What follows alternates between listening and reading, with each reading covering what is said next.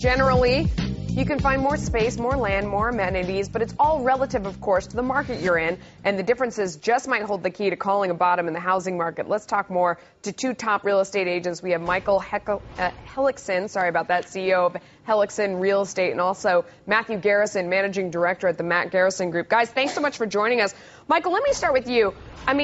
Are we back to what $1 million could get you in 2005, 2004? What are we really talking about here, in your opinion? We're really talking about pricing as far back as 2001, 2002. Really? Absolutely. What used to buy, for $1.7 million, you could get 6,000 square feet of waterfront here in the Seattle area, and now that same house is selling for $950 today. So, Matthew, do you agree with that comparison?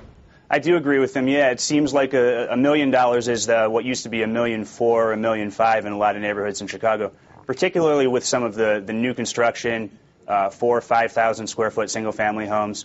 They've been hit hard, particularly in the emerging markets. Well, I have to see this is good. Prices have to adjust. We had the bubble. Now they're adjusting down. Michael, go to you, because Melissa Francis, who is actually much smarter than I am, but she's got this thing about no credit. He says that before he insults me. She says that you got to have 40-50% down. I want to ask you, for $1 million, do I have to get 40-50% down from the bank? And is there any mortgage credit, to buy a house? $1 million, for heaven's sakes. It is crazy. Ultimately, you don't need to have 40-50% down. There's still great credit available in the entry-level markets, but you are going to need 10 to 20%. Thank you. You can't get a loan with 10% down.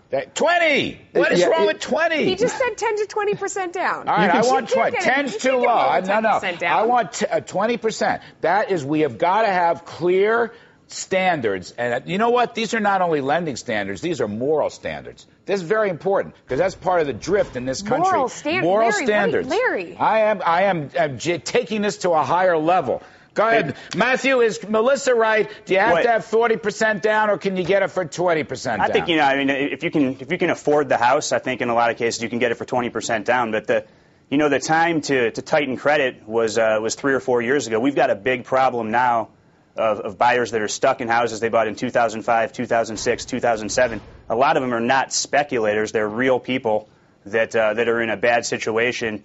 And to the extent that someone can't come in to buy the house with a 15 or even 20% down payment in some cases, it's going to extend the problem. So I think we have to ease back into the tighter credit restrictions. Obviously, that's not happening right now.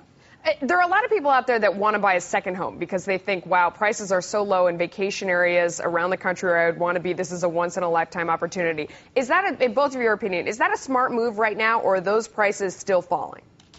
I believe they're still falling. In fact, I'm not quite sure we're going to hit bottom until as late as 2011. I think the market's got a long ways to drop. One of the problems that we face now is that homeowners are beginning to realize that, hey, I'm upside down in this to the tune of over 50% in a lot of cases, and my credit will recover faster than the market will. So why not just let it go? Matthew, how's the local market? Give us a little play in the local market. I had dinner with Dolly Lenz here in New York City. She's probably the greatest. You're such a name dropper. But Dolly Lenz is so famous. She's on our network all the time. She's a great broker. Everybody knows that. And she thinks New York is in trouble. And I'll be honest with you, she thinks there's still big problems here, so I don't want to sugarcoat it. Let me ask you your local market. Where are you? Are you in Chicago? Yeah, I'm in Chicago. All right, so what's it doing in Chicago? Take me through the city first. Take me through, we're talking $1 million. So let's go through North Michigan on the lake. What's that like? Okay, well, if you're talking core downtown Chicago markets, they're the least hard hit. About a year ago, I was on the show. At that point, I was saying I didn't really think they were hit at all. Well, they're starting to take a hit.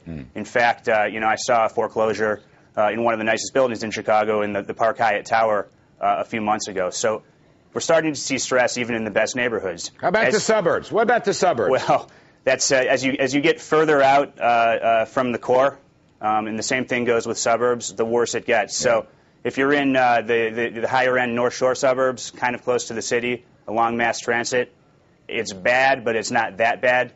The further out you get, if you get out to suburbs where a lot of the commodity tract housing was built, it's not a good situation at all. And real quick, what about Seattle, Michael? You know, I would agree with Matt on that. You know, if Seattle were a pond and you dropped a rock in it, the further out the ripples go, the worse the economy gets and the worse the marketplace gets.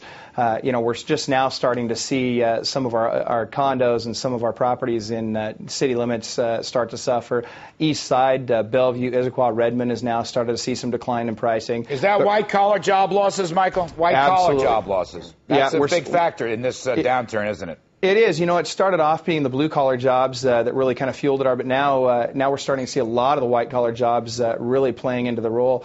And unfortunately, we don't see a bottom in it. We're about 10 to 12 months behind the rest of the country, and it's really starting to become succinct here as to the magnitude of the problem. Okay, really depressing. Thanks, guys, for joining us.